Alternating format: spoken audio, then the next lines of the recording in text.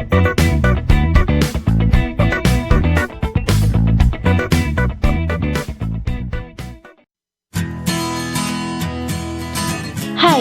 Assalamualaikum warahmatullahi wabarakatuh. Selamat datang kembali di channel saya, Tiara Agusteni Marisa. Kali ini kita udah masuk materi selanjutnya nih, yaitu seni patung. Yuk kita simak.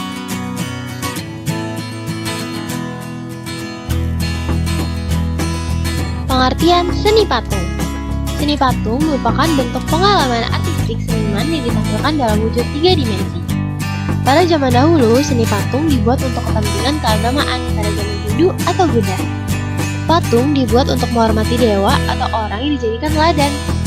Nah, untuk sekarang banyak sekali fungsi-fungsi dari seni patung. Apa aja? Yuk! Fungsi patung.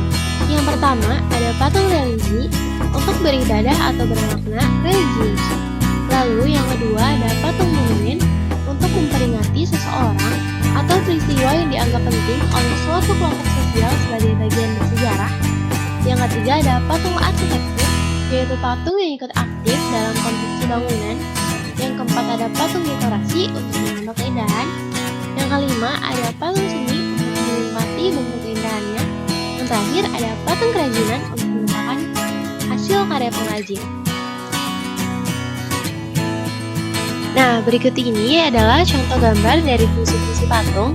Yang pertama ada patung religius, yaitu Cristo Redentor dari Brazil.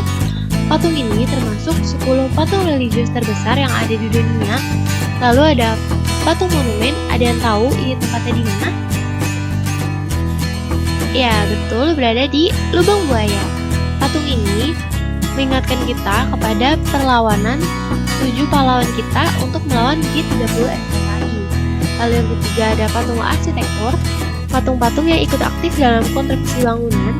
Lalu ada patung dekorasi ini berada di taman biasanya untuk menambah keindahan. Lalu ada patung seni biasa dibuat dengan cara unik. Lalu yang terakhir ada patung kerajinan yang dibuat oleh pengrajin. Selanjutnya ada corak patung. Yang pertama ada corak imitatif merupakan tiruan dari bentuk alam, manusia, binatang, dan tumbuhan. Berikut ini contoh yang pertama dari corak imitatif. Lalu yang kedua ada corak deformatif, merupakan bentuk yang telah berubah dari bentuk alam. Terlihat pada gambar di samping. Jadi corak deformatif ini yaitu bentuk-bentuk alam berubah menurut gagasan imitatif. Lalu yang ketiga ada corak multifiguratif, merupakan bentuk-bentuk alam untuk perwujudan yang abstrak. Karya ini biasanya tidak menampilkan bentuk yang umum yang dikenal seperti bentuk-bentuk yang ada di alam. Hanya nggak jelas ya, kalian abstrak. Media berkarya patung. Bahan yang pertama ada bahan lunak, adalah material yang aktif dan lentur sehingga mudah untuk dilakukan. Contoh dari bahan lunak ada lilin, taneriat, dan sabun.